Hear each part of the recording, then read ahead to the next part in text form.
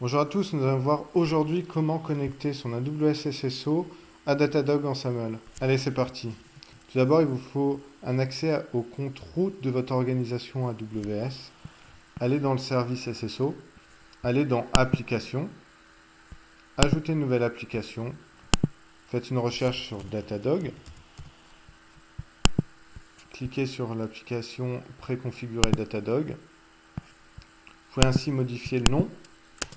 Je propose ici Datadog Demo. Nous allons voir qu'il y a quelques éléments à compléter, comme l'URL de l'application et des données présentes dans un fichier metadata que nous allons télécharger. Alors, dans un premier temps, téléchargez le fichier du provider, qui sont également un fichier de metadata. Voilà. Vous pouvez ensuite aller dans Datadog. Alors, pour activer le SAML, il faut que Datadog soit en mode payant ou que vous demandiez l'autorisation au support Datadog. Ici, ce compte a déjà été configuré en SAML, donc j'ai déjà des éléments pré-remplis. Nous allons pouvoir les remplacer. Pour accéder à cette page-là, si vous ne le trouvez pas, c'est dans le menu en bas à gauche, configuration SAML. Choisissez le fichier que vous venez de télécharger sur AWS.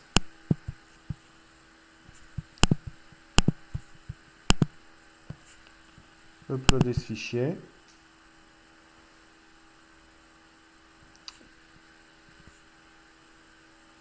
Datadog m'a validé ce fichier. Je peux donc activer le SSO. On obtient un lien, une URL. Copiez cette URL. Très important, hein, sans ça, on ne va pas pouvoir se connecter. Vous pouvez modifier la session, la durée de la session. Je vous propose 8 heures, une journée standard. Vous pouvez ensuite configurer, utiliser le fichier metadata pour finir la configuration. Vous pouvez le télécharger ici, c'est ce fichier-là. Enregistrer le lien sous. Et voilà, il suffit de l'ajouter.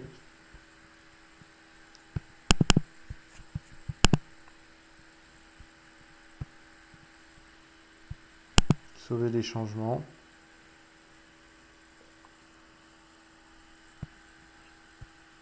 Voilà, parfait. Alors, un petit problème d'espace. Voilà, c'est pas bien grave. Sauver le changement.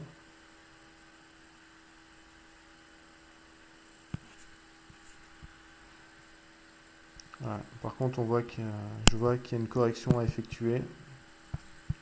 Sinon, ça ne fonctionnera pas. Il faut que l'URL s'arrête à assertion. Donc tout ce qui est après, on supprime.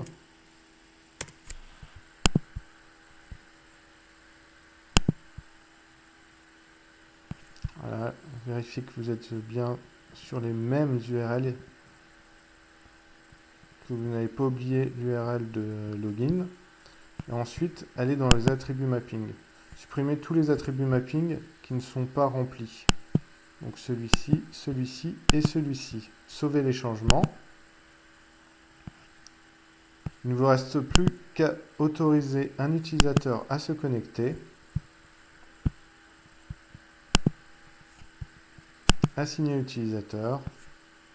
Vérifiez que cet utilisateur est également présent côté Datadog.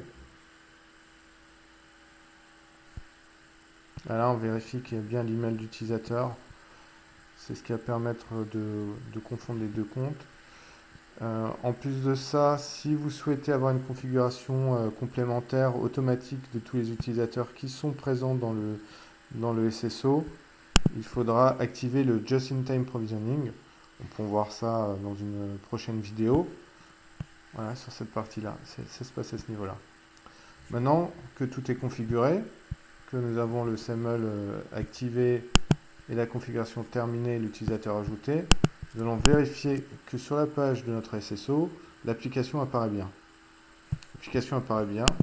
Nous allons voir maintenant que nous puissions réellement nous connecter en SSO sur Datadog.